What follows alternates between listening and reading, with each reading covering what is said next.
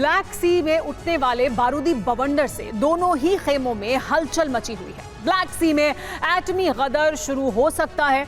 Ukraine अपने जिन घातक drone से ब्लैक सी में रूस को आघात पहुंचाता रहा है, उससे पुतिन बहुत गुस्से में है। यूक्रेन के इस समुद्री आघात से काले सागर में सबसे भीषण युद्ध शुरू होने जा रहा है। ब्लैक सी में ज़ेलेंस्की के क्लस्टर ड्रोन के जवाब में पुतिन ने एक ऐसा वॉर प्लान बनाया है जिससे यूक्रेन बड़ी मुश्किल में फंस सकता है। क्या काला सागर में रूस और यूक्रेन के निर्णायक जंग की बिसात तैयार हो रही है? क्या ब्लैक सी में सबसे बड़ी जंग होने जा रही है?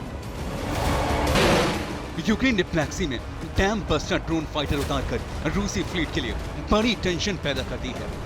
यूक्रेन के डैम बस्टर ड्रोन रूस के लिए सिरदर्द बन गए हैं। इन्हीं ड्रोन फाइटर्स का सहारा लेकर ज़ेलेंस्की की फौज ब्लैक सी में पुतिन के लिए बड़ी चुनौती बन गई है। यूक्रेन के डैम बस्टर ड्रोन रूसी युद्धपोतों के चारों ओर काल चक्र की तरह चक्कर लगा रहे हैं। काला सागर में वर्चस्व की लड़ाई तेज होती जा रही है। ब्लैक सी रूसी और यूक्रेन की सेनाओं के लिए अग्नि सागर बन गया है। रूस अक्सर काला सागर से यूक्रेनी शहरों पर कैलिबर मिसाइल दागकर हमले करता रहा है, लेकिन हाल के दिनों में यूक्रेन ने क्षेत्र में हवाई और समुद्री काउंटर अटैक तेज करके रूस के टारगेट पर निशाने साधे हैं। खासकर रूस ने क्रीमिया में सेवास्तोपोल और नोवोरोसिस्क में ब्लैक सी के किनारों पर ज़ेलेंस्की के डैम बस्टर ड्रोन से जमकर हमले किए हैं।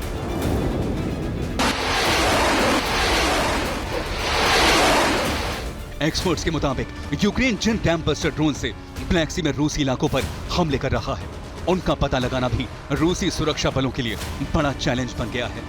और रूसी फौज के लिए इन सी ड्रोन्स को नष्ट करना भी मुश्किल बन गया है। ऐसे ब्लैक सी में दोनों सेनाओं के बीच घमासान तेज होता दिखाई दे रहा है।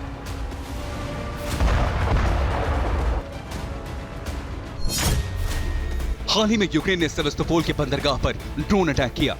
यूक्रेन के ड्रोन्स ने 2 रूसी खुफिया जहाजों पर हमले किए। पिछले हफ्ते ही एक सैन्य परिवहन और एक तेल टैंकर को उड़ा दिया गया। 24 घंटे के अंदर रूसी युद्धपोतों पर समुद्री ड्रोन हमलों के बाद रूस ने यूक्रेन से करारा बदला लेने का ऐलान कर दिया। रिपोर्ट्स के मुताबिक हाल के दिनों में क्रीमिया में जिन समुद्री ड्रोन से यूक्रेन ने रूसी खेमे पर हमले किए, वो डैम बस्टर ड्रोन ही थे।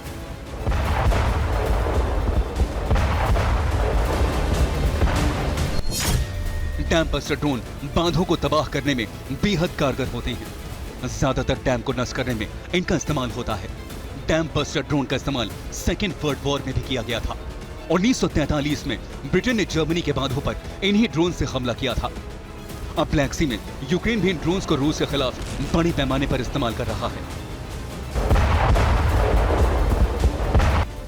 आपको याद दिला दें, पिछले साल रूस के युद्धपोत मॉस्कोवा के डूबने से पहले बर्डियांस्क के बंदरगाह में 3 परिवहन जहाजों को उड़ा दिया गया था। इन रूसी जहाजों को तबाह करने के लिए भी यूक्रेन ने ड्रोन्स का ही सहारा लिया था। रिपोर्ट्स के मुताबिक अब यूक्रेन काला सागर में रूस के सभी बंदरगाहों को टारगेट करने के लिए बड़ी रेंज वाले ड्रोन का निर्माण तेजी से कर रहा है। जानकारों के मुताबिक यूक्रेन वॉरशिप का निर्माण जल्द नहीं कर सकता, लेकिन ड्रोन जल्दी बना सकता है। यूक्रेन कम लागत में ही काफी तादाद में डैम बस्टर ड्रोन भी बना रहा है।